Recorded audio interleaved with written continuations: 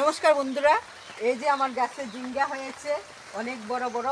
এখানে পেড়ে নিচ্ছি জিঙ্গাগুলো, গুঁড়া মাছ দিয়ে রান্না করব। তার জন্য এই যে একটা পেড়ে নিলাম, অনেক লম্বা হয়েছে। এই যে আরেকটা পেড়ে নিচ্ছি, এই যে দুইটাই 1 কেজি হবে, মানে অনেক বড় হয়ে গেছে, তবু কচি রয়েছে। বাই,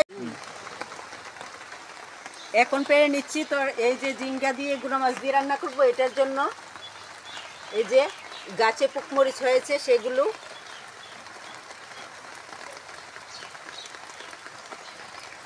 এই যে এক তরকারি বুঝ হয়ে গেল। বাই।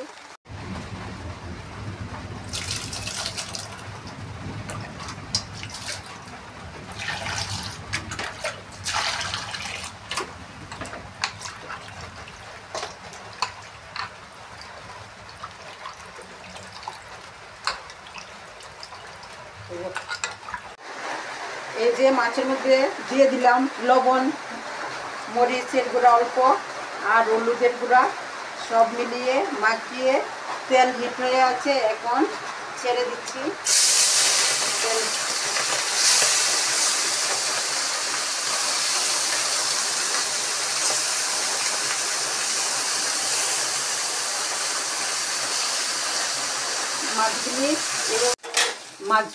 মাছগুলো ভাজা হয়ে গেছে, এখন নামিয়ে নিচ্ছি। এখন এই গরম কড়াইতেই তেল দিয়ে দিচ্ছি সম্বাসের জন্য।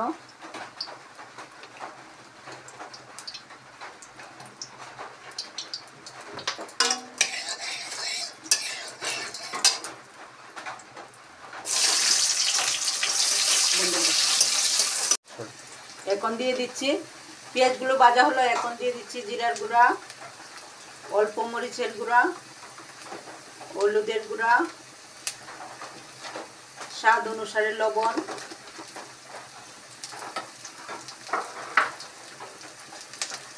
গাছ থেকে পুকমরিচ এনেছিলাম সেগুলো কেটে দিয়ে দিচ্ছি।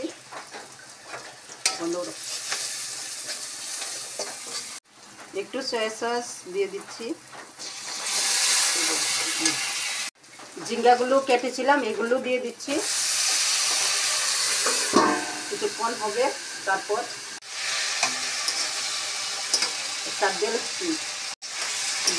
জিঙ্গা আলু দিয়ে দিলাম, এগুলো ভাজা হয়ে গেছে। এখন তেল ছেড়ে ছেড়ে আসছে জিঙ্গা আর আলু থেকে। এখন একটু জল দিয়ে দিচ্ছি, একটু রস রস হবে, রসালো হবে।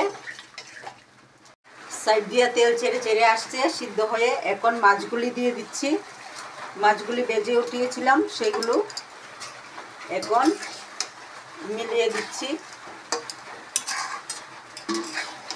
জিঙ্গা আলু আর গুঁড়া মাছ দিয়ে এটাকে কেউ রসা বলে, কেউ তরতরা বলে, আমি বলছি এটা গুঁড়া মাছের গ্রেভি।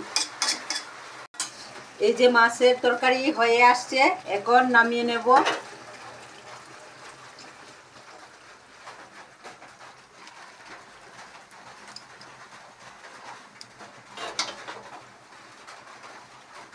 কিরকম হয়েছে কমেন্টে বলবেন।